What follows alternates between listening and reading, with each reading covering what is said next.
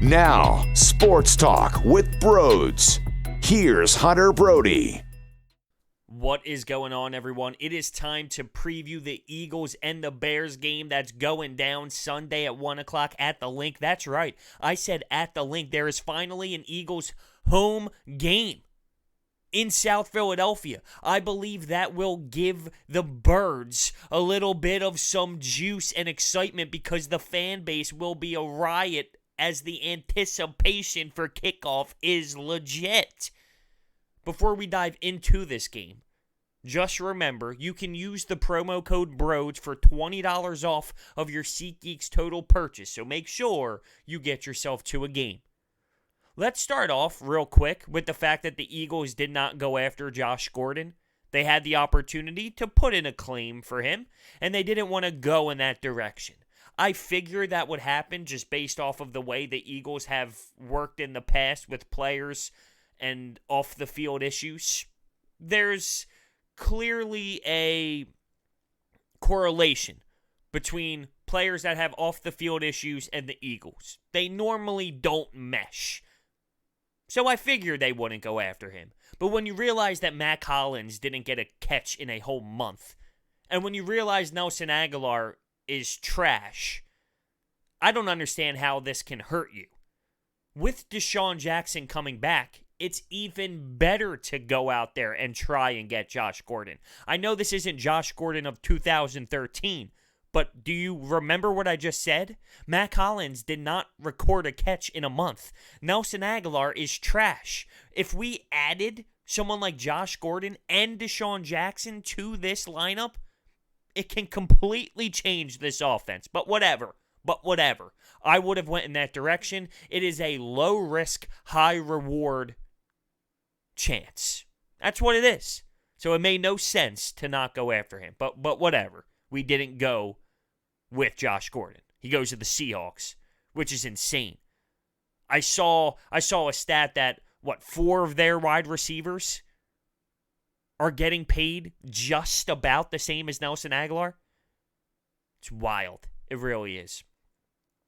So, this Bears defense, it's legit. We know it's legit. It's not the same D that we saw in the playoffs last year, though. They're really good, and I'm not knocking that. But they're not as talented as they were last year. Injuries play a factor? Absolutely, but that's every team. I know Akeem Hicks not being out there changes a lot.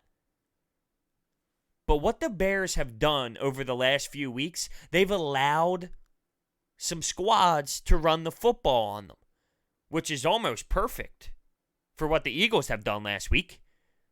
Maybe ride the momentum of running the football. Jordan Howard was a beast.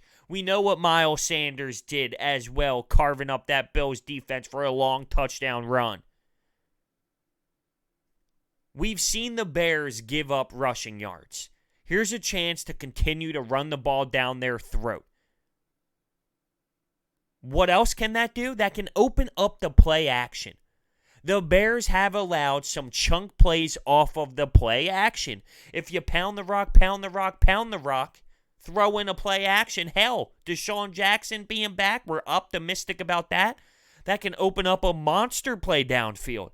That's where we're going to succeed offensively. It's going to start with the run. There's going to be times where the run doesn't look very effective, I'm sure. But continue to run the plays. It will eventually work. Stick to the game plan. If Desean Jackson is out there, my biggest scare is Doug Pederson gets happy. He gets so happy. And he wants to throw these bombs left and right. You got to work to that. You need to develop a game plan that will open up that big shot you want to take. And that starts with running the football. The line at this very moment is Eagles -5. At one point it was 4. And when it was 4, it scared me because the Lions game was also 4. And the Lions came to the Link and got the job done. The line kind of scares me, but I think the Eagles get the job done at the end of the day. We saw Carson Wentz use his legs in Buffalo. He found ways to get first downs late. He was really finding openings and he wasn't afraid to take off. We need to see more of that. As much as I love the game plan in Buffalo, I'm afraid that the weather made Doug go that way. If it was sunny, if it was beautiful, would we have done the same thing? Probably not. The wind played a factor. I'm hoping Doug can find a way to put something together very similar like that without the weather being such a big-time factor. He needs to realize that the success we've had so far this season, specifically in Buffalo and in Green Bay, it all started with the run game. Just continue to do it. The Bears force turnovers. That's what they do very well. And they can score off those turnovers. Their defense finds ways to get on the board. We need to limit the turnovers. We can't do what we did in Dallas. We can't turn the ball over multiple times. Their offense isn't scary. We know that. Mitch Trubisky is in one really, really low spot right now in his life because he has no confidence whatsoever. His head coach doesn't have confidence in him, and it seems like he's losing everything he ever had in this league, which was really nothing that crazy anyway, but their offense isn't scary. We need to make sure their defense doesn't take over the game. Khalil Mack, arguably the best in the game, right? Well, we have Andre Dillard over there. How is the matchup going to play out? Are they going to put Khalil Mack on Andre Dillard the whole game? Is Doug Pederson going to realize that Andre Dillard might need some help over there? Is Andre Dillard going to shut the door? Maybe he doesn't even need any help. I really doubt that's going to be the case, but hey, who knows? Who knows? That would be really surprising and really awesome. But we got to find a way to keep Carson Wentz upright because they do have a D-line that is powerful. And we do have a rookie left tackle. So the Bears D creating turnovers, that's what scares me the most. But we can dial up a game plan that can be very effective. Darren Sproles? Do we see a little bit of Darren Sproles? Maybe some screen passes? The screen passes were also very effective last week, but once again, it was super windy, so we didn't get pass happy, and we didn't throw the ball so much. One person we need to find out how to get going is Zach Ertz. If Desean Jackson goes, and I keep saying if because it seems like he's going to be a game-time decision, that will open up Zach Ertz over the middle because you're going to have to put people back for a Desean Jackson speed. You're just going to have to. So maybe that is the difference maker. Maybe that is what will get Zach Ertz going. But we need to find some way to get this guy the ball because he is our best playmaker. He just is.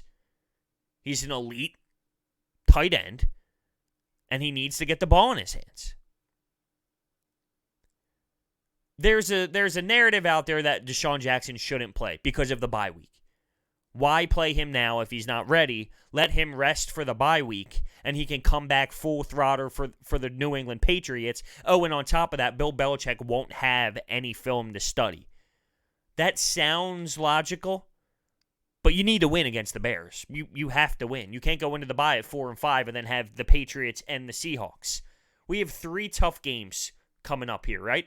We have the Bears, we have the Patriots, we have the Seahawks. You need to go 2-1. And the Bears is a win that is very capable of getting. We need to put Desean Jackson in there if possible. I think of it like this. He plays, and because of the bye, he has more time to rest. Why can't you have that mindset? Instead of, he should just rest until the bye and come out later. Or he can play, get adjusted to game speed again, get a little feel of what it's like to play on Sunday, and then have more time to completely rest. 2 weeks, really. That's the way I see it. He needs to go out there if he's capable of being out there. The defensive line for the Birds, they've been getting some rhythm. Fletcher Cox with his best game of the season in Buffalo. It seems like he's starting to get on a roll, and he's starting to be the Fletcher Cox that we expected him to be. Brandon Graham has been dialed in. Derek Barnett has been in the mix. We might even see some Tim Jernigan. Who knows? But there's an opportunity for this defensive line to get going. And I want to keep an eye out on Jim Schwartz and what he elects to do. Is he going to sit back in coverage and force someone like Mitch Trubisky to throw the football? Because let's be real, he's not very good. Or do you put pressure on this kid, bring the blitz, make him feel uncomfortable, and make him throw balls that he shouldn't throw whatsoever, and maybe we can create some turnovers on our end? I think you'll see a little bit of both. I do think you'll see Jim Schwartz bring a little heat to put some pressure on him, to put Mitch Trubisky on his heels, so maybe he throws a bad pass that we can intercept. But this offensive line for the Bears, they're not very talented. With someone like Kyle Long going down, they're hurting. They're hurting. And that's a matchup where I like the Eagles' chances. Get to the quarterback. Make this kid not want to start again. Matt Nagy has lost all of his mojo. I wonder if this Desean Jackson thing is a smokescreen to have Matt Nagy trying to game plan for Desean Jackson, and then the Eagles might not even use him out there. It seems like Doug Pederson is so optimistic it's hard to think he won't play, but yet Desean Jackson at his locker almost seemed as if he wasn't going to play. He has Matt Nagy over there all confused and all worried, and this is coming off of a brutal loss. The loss where he doesn't even trust his quarterback to hand the ball off to get extra yards for a field goal to be closer. And oh, by the way, they missed the field goal to win the game. Typical Chicago Bears fashion. I think Jordan Howard's going to have an amazing game. Remember, the Bears didn't want him. He didn't fit the scheme. He's going up against his old squad. He's going to have extra juice in him. He's going to run full speed, head down, downhill, and abuse any defender that comes his way. There's just no denying it. I don't know if the Alshon Jeffrey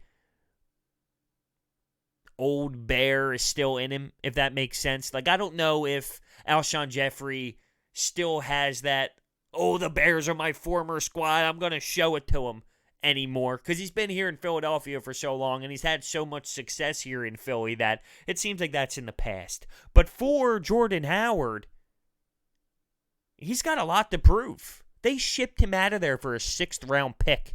That's absurd. It really is. Seeing what he's done here so far this season, that's absurd. If there's one person that I think shouldn't play, and I mentioned if you're ready, you should, but it might be Miles Sanders. Because he's banged up, he's very raw, it's a tough beating, and it's possible if Darren Sproles comes back that, I'm not saying that Darren Sproles can do what Miles Sanders did last week, I'm absolutely not saying that, but you shouldn't mess around with the shoulder. I just think the Miles Sanders situation compared to the Desean Jackson one, they're totally two different scenarios, and I think we can get away with Miles Sanders not playing over Desean Jackson. Maybe you throw Scott in there for him to get some touches, and if he gets rolling, he can really move his feet and he can churn those legs, and maybe you hit him on a couple screen passes or whatnot. I thought the screen was so effective. One of my favorite plays that the Eagles run is that fake screen to one side, and then you hit Dallas Goedert on the other, and he gets going. That's one of my favorite plays, but I think we can be effective with the screens once again. My predictions: the Eagles win the game. I'm thinking 24-13. 24-13. The Bears' defense is good, but they are beatable. They're not as elite as they were last season. They're good, and the offensive line is going to have their toughest week. There's no denying it. They're going to have to play at an elite level. It's just for real. But I believe they're capable of doing that. If things go bad with Andre Dillard, I'm sure they have a backup plan. They have to game plan that, right? I mean, it would be silly not to. So I expect that to be a thing. Eagles 24-13. I don't know how the Bears are going to be able to score offensively. If their defense doesn't create turnovers, I don't know how they're going to be able to move the ball downfield consistently. Not with our elite elite cornerback crew back there, and Jalen Mills and Ronald Darby. Oh, by the way, Avonte Maddox getting his nickel job back there in the slot. Huh. All right, Sidney Jones. Looks like your ass is back on the pine. Avonte Maddox comes back and gets his job instantly. They don't like him. They don't like Sidney Jones. It's so inevitable to me. They just don't like him. And to be fair, good. It means they understand talent. But they're not going to give up on him. I know they won't, because that's admitting they made a mistake, and they don't want to do that. They're going to try and give him as many opportunities because they don't want to look bad. But I know deep down they know. I know deep down they know. How do we know and they don't? That's not how it works. All right, so with that being said, I want to hear your thoughts down below in the comments. Thank you guys so much for listening. Hit that thumbs up button, subscribe, and I'll see you next time.